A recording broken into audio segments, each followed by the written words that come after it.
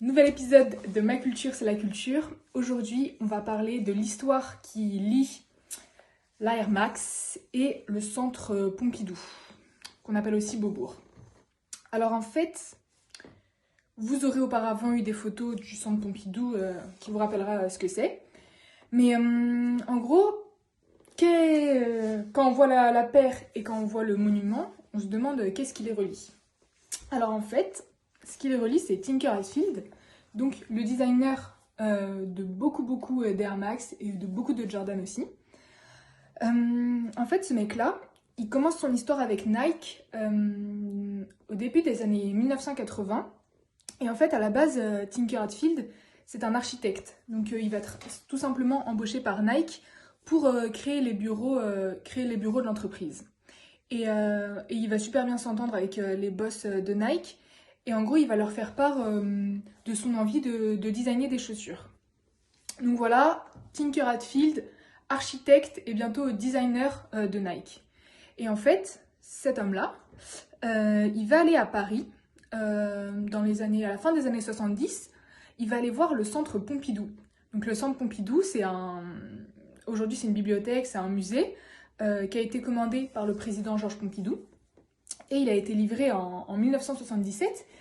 Et en fait, l'idée de l'architecte, son nom m'échappe, mais en gros, l'idée de l'architecte, c'était de rendre apparent tout ce qui est normalement caché. C'est-à-dire toutes les tuyauteries, tout ce qui est normalement caché à l'intérieur des murs, il les a rendus apparents et il les a rendus super colorés. Donc c'est pour ça que quand on voit le centre, il y a des tuyaux bleus, il y a des tuyaux rouges.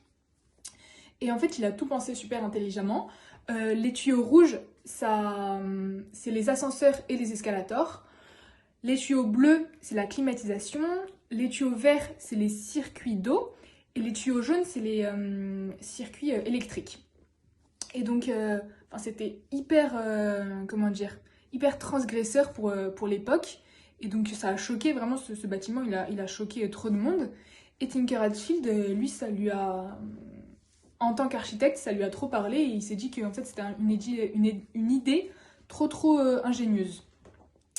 Et donc voilà, et puis il a cette petite chose dans la tête.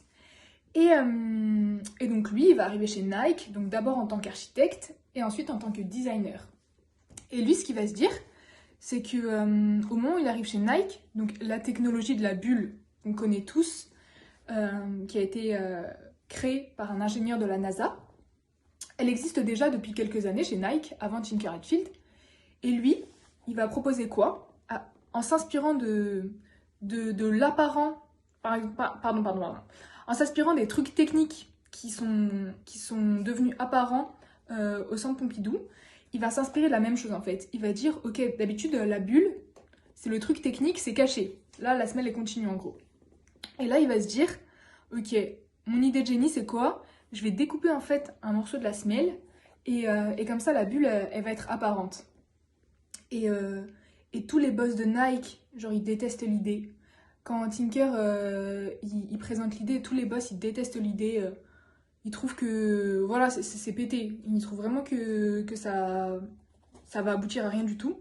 Et lui en fait il est persuadé de son idée. Et donc il va vraiment forcer, il va argumenter et justifier son idée jusqu'au bout. Et au final, ils vont accepter. Et au final, jusqu'à aujourd'hui, ça a été le plus grand, le plus énorme succès de Nike. Et la gamme Air Max, elle a tout raflé, c'est le plus grand succès de Nike. Et donc voilà, c'est ça l'histoire qui relie cette paire de chaussures à un grand bâtiment parisien. Et donc voilà, l'idée c'est de rendre apparent ce qui est caché, ce qui est habituellement caché. Donc voilà, c'était la petite histoire entre les Air Max et le centre Pompidou.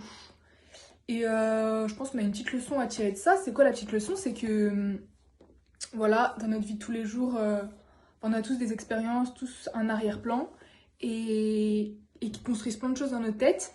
Et voilà, quand on va faire de nouvelles choses et tout ça, faut se saisir de tout ce qu'on a vu par notre passé, de toutes nos expériences, pour recycler et pour sortir peut-être des choses incroyables. Voilà, merci, j'espère que ça vous aura plu. Ciao!